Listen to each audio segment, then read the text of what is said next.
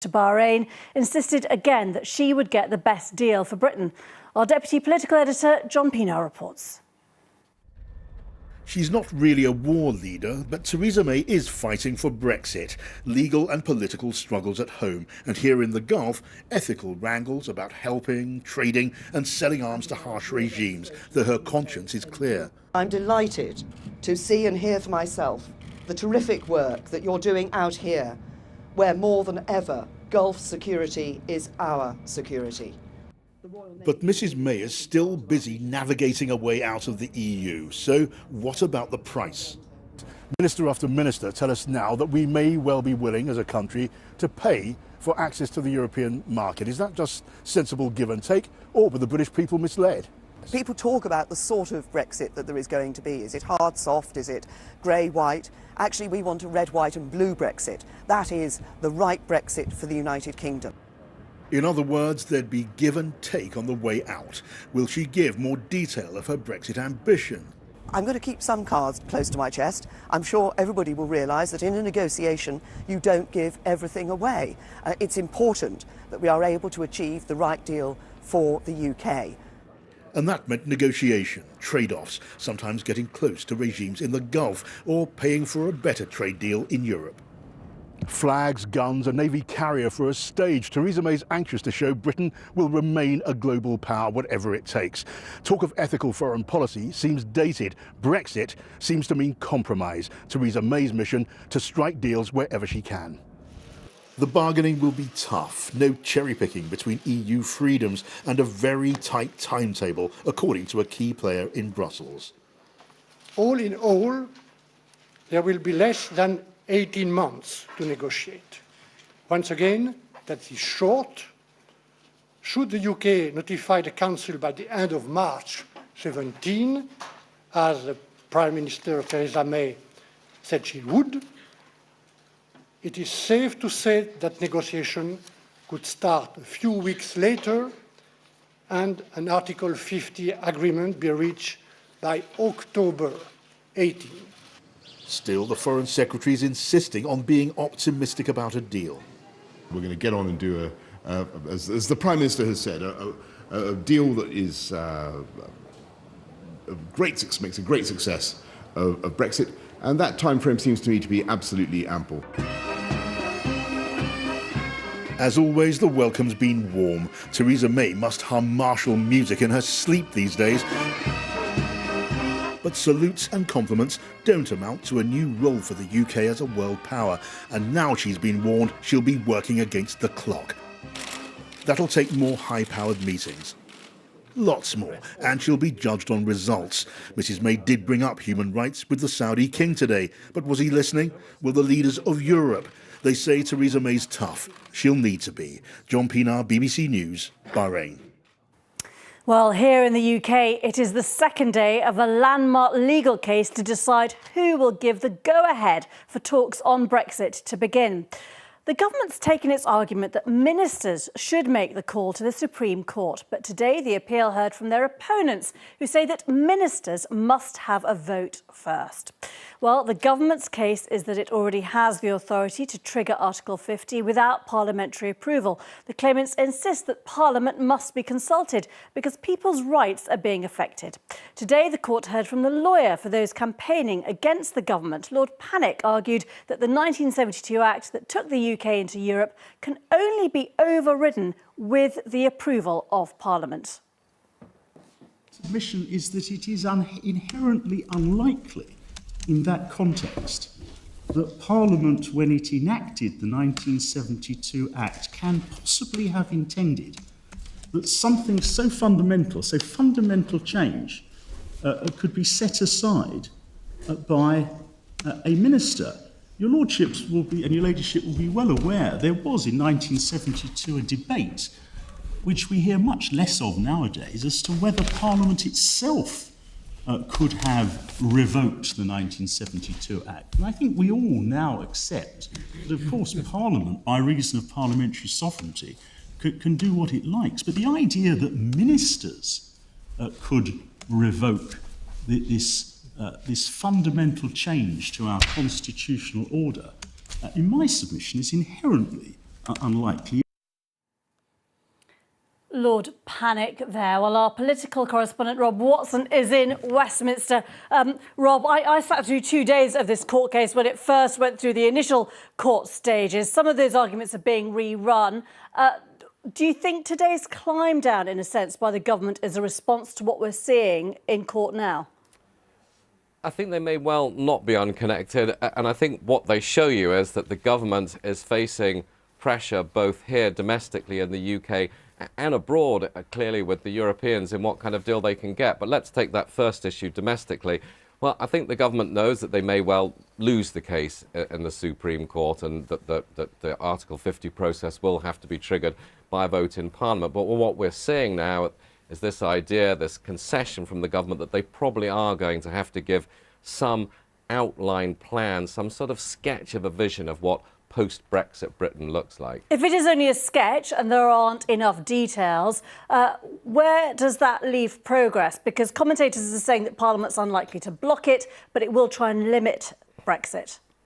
Well, again, I think it just shows you that the difficulty that Theresa May is going to have, because what you have here domestically is a vote in favour of Britain leaving the European Union, but in terms of what the Prime Minister has to deal with, that's divisions within her own party, opposition from the Labour Party, scrutiny from other political entities in the UK. It's going to be tough. And then the other big issue, the dealing with the Europeans. So I think she's going to be under a lot of pressure. You can hear she used that phrase, holding the cards as close to her chest as possible. But I'm getting a sense that there's going to be a real uphill struggle, and that the closer we get to the end of March next year, and remember that's when Theresa May wants to trigger the process for leaving the European Union, that I'm sure that more concessions will be dragged from her. OK, Rob Watson, many thanks. Now, Germany's Chancellor Angela Merkel has called for a ban on full-faced veils wherever legally possible. At a meeting of her CDC party, Mrs Merkel said that in German culture it was not appropriate for women to completely cover their faces, and she backed a ban in schools, courts and other state buildings. Well, we're joined now by Ibrahim El-Zayat, who is president of the Federation of Islamic Organisations in Europe. He joins us now from Cologne in Germany. Thanks very much indeed for your time. What do you think of what we've heard from Angela Merkel today? Well, I think it is important that you understand that this is part of the election campaign that she's preparing for. Situation Germany has developed within the last couple of months is that the right-wing AfD has taken a lot of ground, and so she's trying to take a position by Muslim bashing, and that is not very much her style. It is that she has been balanced in the past, but it looks like this time she's following the populist vote. But do you agree that women should not be covering their face? That is something that is not done in most parts of the world, and that it has caused division and a certain amount of suspicion? Well, it's not the issue what I personally believe. The issue is that in a free society, I think we should have women to decide, as it would have been the best if you would have a woman now answering the question. But it is the freedom of the woman to decide what she wants to wear and what not, and how she wants to appear in the public. Of course, there is concern that some women are not given the choice, that they are forced to cover up when they don't want to, and that beyond that, given the huge divisions that we are seeing, would it not be better for the Muslim community as a whole if they did accept this as a part of an integration process with the West? No, I think in general, this is not an issue within the Muslim community. And even you will find the majority of Muslim organizations who are clear that for them and for their understanding of Islam, it is not an obligation to cover the face. This is quite obvious. And the majority of Muslims all over the world have this position. We are speaking about a very, very limited number. But the issue is, why should I force this small number of people, this small minority, to follow the understanding that I have from Islam or that I have in society. I believe that it is a freedom of choice of the specific person to decide what it wants to wear and how it wants to appear. But and this should be... she's talking about only implementing this ban, for example, in schools. Surely it's obvious that children would prefer to see the face of a teacher. In courts, likewise, it is important for a judge, for the jurors to see people's faces. This is accepted, as you said, in many parts of the world by many Muslims. So why not concede this as a means of healing any divisions? As I said, from a principal point of view, wherever it is necessary for security reasons, I think nobody would ever question the necessity. But to put it in a way that you would like to get the populist vote on this and to try to use it as part of an election campaign, and this is exactly what is done now. We don't have an issue in Germany that you have a big number of Muslims or Muslim women who follow this understanding of Islam. So in the end, the more we reduce spaces for the minorities, we reduce it for the whole society in general. OK, Mr Ibrahim Al-Zayed, many thanks. Thank you. Now, Donald Trump has called for a multi-billion-dollar government contract with the American plane maker Boeing to be cancelled. The president-elect said that costs for the new Air Force One plane, a plane that will be used by future US presidents, were too expensive. Well, the plane is totally out of control. It's going to be over $4 billion. It's for Air Force One program. And I think it's ridiculous. I think Boeing is doing a little bit of a number. We want Boeing to make a lot of money, but not that much money. Okay, thank you. Donald Trump speaking there earlier, the White House, I think, has questioned some of the numbers put out by Trump. Samira Hussain, sorry, in New York. Oh, hi there, Geeta. Yes, you're right. The White House has, in fact, put some of those numbers into question. Mr. Trump did, in fact, say it was $4 billion. But according to a statement from Boeing, Boeing said that it was they were only under contract for $170 million. And that really had to do with research surrounding the building of the plane or changing the specifications of the plane. You know, there is a government auditing agency that has estimated that the actual cost could be somewhere around $3.2 billion. But there is no final cost that's really been associated with these planes. You know, when we're talking about Air Force One, these are the planes that are going to be used by the President of the United States. In this case, it would be used by the future President of the United States. And the current planes are more than 20 years old, so there is a need for some upgrades to these planes. But of course, now the question is, well, how much is the United States going to be paying for that?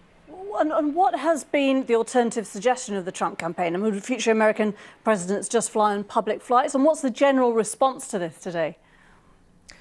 Well, there is no real, alternatives being put forth. So it's nothing but speculation. But if you look at which companies are actually in a position to be able to build these planes, pretty much Boeing is one of the only options available because it needs to be done by a domestic company, and Boeing is the biggest American plane maker here.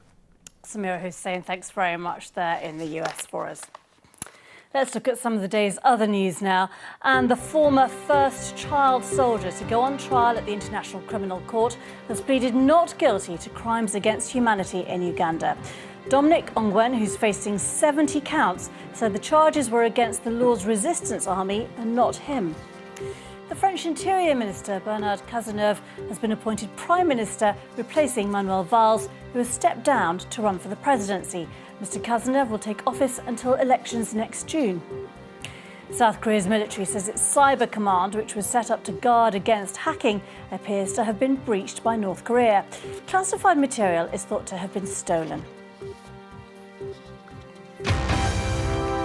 Now, Syrian troops are reported to have gained important ground in their battle with rebels for control of Aleppo. They've taken several more districts in the east of the city. Among them is a large and strategically significant district of Al-Shab. Well, the army has now seized around 70% of what was the rebel-held enclave in eastern Aleppo. While tens of thousands of civilians have taken refuge in government-controlled territory, many others are enduring dire humanitarian conditions in what remains of the neighbourhoods still in opposition hands. With me is Monza Akbek, who's the spokesperson for the opposition Syria's Tomorrow movement. Many thanks for your time. First of all, what are you hearing from people on the ground in Aleppo for those civilians who are still there? Well, the situation is complete devastation right now, because even the civilians, they are still in the opposition-held territory. They are starved because of the siege. It's going on since many months now, and they're being bombed continuously, indiscriminately. So they are just sitting there waiting death any moment. And for the civilians who went to took a refuge in regime-controlled areas, they are also getting detained and interrogated, and young men, they are being taken for forced conscription. So they are always also suffering a lot. So there is no good option for them now. There's been some thought that Russia is taking advantage of the effective political power vacuum in the US.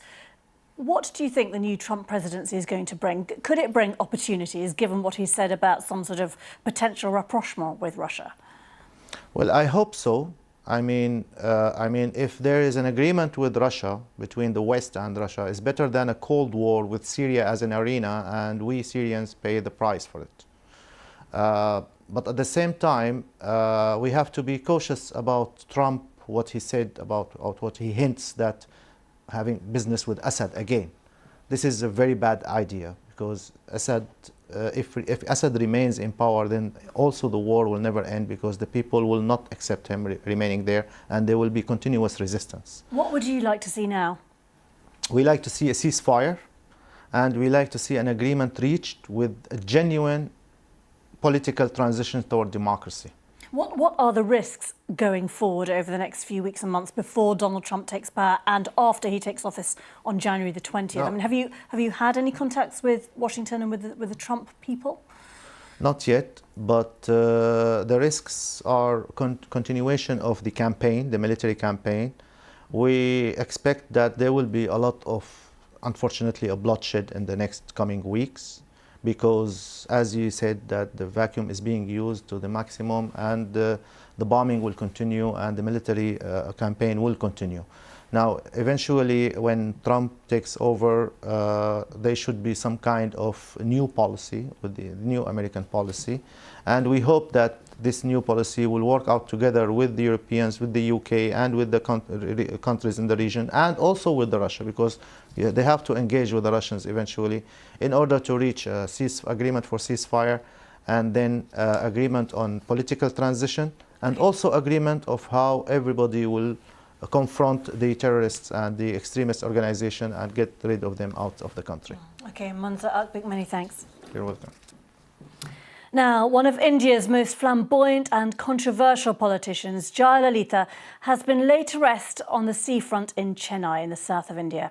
Tens of thousands of people came out on the streets to pay their respects to the woman they called Mother, Amma. Sandra Mujumdar reports.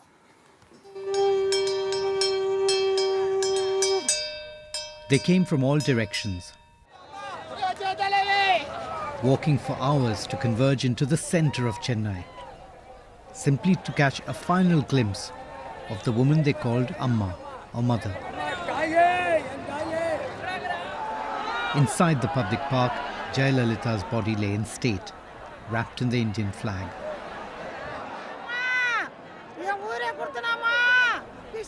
Many were visibly distraught at the sight.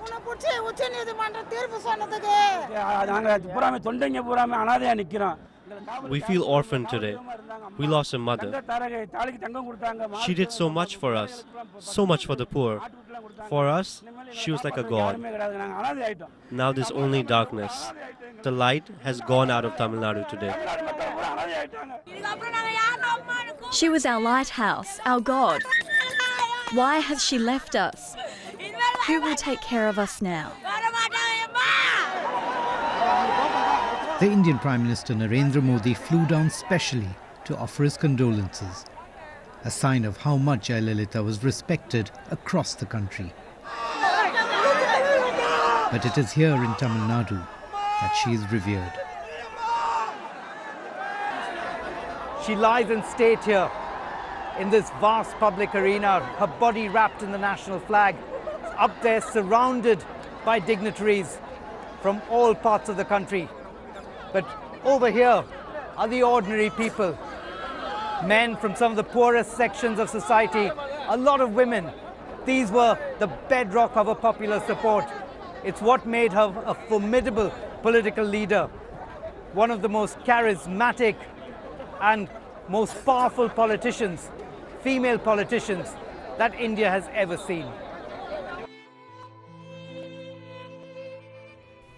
Jayalalitha has been buried on Chennai's seafront.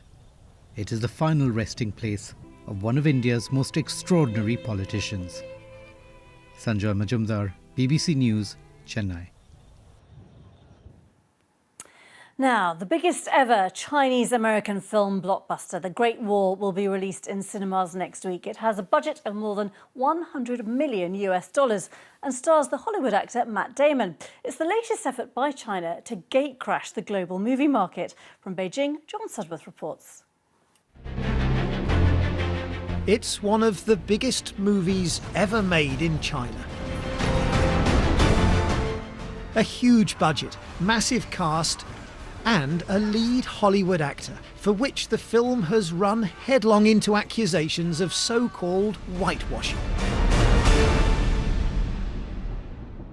I'd love for people to see the movie before. I'll tell you what I'll do. If people see the movie and they still feel like it's whitewashing. Well, I mean, whitewashing you got to define, because whitewashing for me always was like Chuck Connors playing Geronimo. You know what I mean? But so I don't know if that would even be the right term that they would be accusing us of. But if we're guilty of whitewashing, I'll eat crow on your show the next time we see each other. But if we're not, then, and you've perpetuated the story, then you do. The film is a US-China collaboration, and the aim is ambitious: to give China its first ever international blockbuster. It's an ambition that happens to neatly coincide with that of China's Communist Party. It's an extraordinary alignment of interest. Hollywood is chasing lucrative Chinese audiences, and China is chasing the kind of soft power that comes with global movie success. The plotline sees the Great Wall as having been built not to keep out men, but monsters. The director insists it's a genuine fusion of East and West and nothing to do with the extension of Chinese cultural or political influence. It's the result of deep cooperation between Chinese and American movie makers, Zhang Yimou tells me. The unity doesn't just stop at surface level, it's deeper. I'd like to look at it from a very positive angle, he says. But what's certain is there will be more of this to come. China's desire to be a major film power will ultimately depend on whether audiences flock to the cause or meet it with a wall of indifference. John Sudworth, BBC News, Beijing. Let me remind you of our main news today. And the EU's main Brexit negotiator says the UK won't be able to pick and choose what it keeps in place. Michel Barnier said there would be less than 18 months to reach a deal once talks began. The UK said the timeframe would be ample. Well, we'll be bringing you continuing coverage of the Supreme Court case also that's going on here in London. On whether Parliament gets to say, that continues for the next 2 days. If you want to get in touch with me and the team, I'm on Twitter @Geeta Gurumurthy. Thanks for watching. I'm back on Thursday. See you very soon. Bye-bye.